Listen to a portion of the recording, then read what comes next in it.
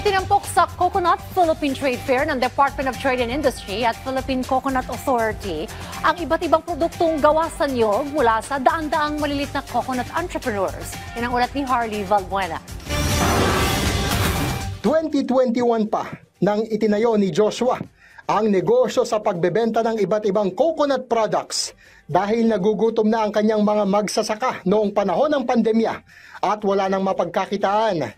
Kaya't malaki ang pasasalamat niya na isa siya sa mga nabigyan ng oportunidad na ipakilala ang kanyang mga produkto sa Coconut Philippines Trade Fair. The one that will help the farmers, malaki talagang tulong sa amin na na-feature kami dito sa funded by the CFIDP dito sa National Coconut Trade Fair.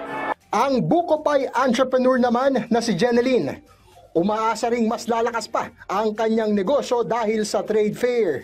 Blessing po na kami po na MSME po ay ma-showcase ninyo po yung mga product po namin. So yan po yung product po namin ay matitikman nyo from Nueva Vizcaya, Region 2. Sina Joshua at Jeneline ay kabilang sa 300 local coconut entrepreneurs na itinampok sa Coconut Philippines Trade Fair ng Department of Trade and Industry at Philippine Coconut Authority.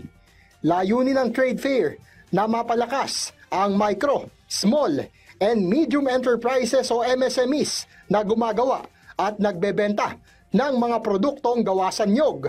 For generations, this industry has provided income, food, and opportunity to millions of our countrymen. But as we gather here today, let us recognize and harness the true potential of this industry, both locally and globally. Coconut is food. Coconut is medicine. Coconut is wellness, energy, rolled into one.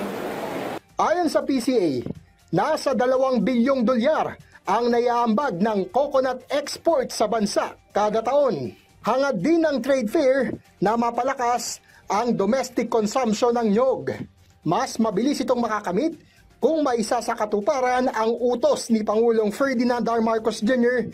na makapagtanim ng 100 milyong puno ng niyog sa bansa pagdating ng 2028. Magpapatuloy ang Coconut Philippines Trade Fair sa Mega Trade Hall sa SM Mega Mall sa Mandaluyong City hanggang September 2. Harley Valbuena para sa Pambansang TV sa Bagong Pilipinas.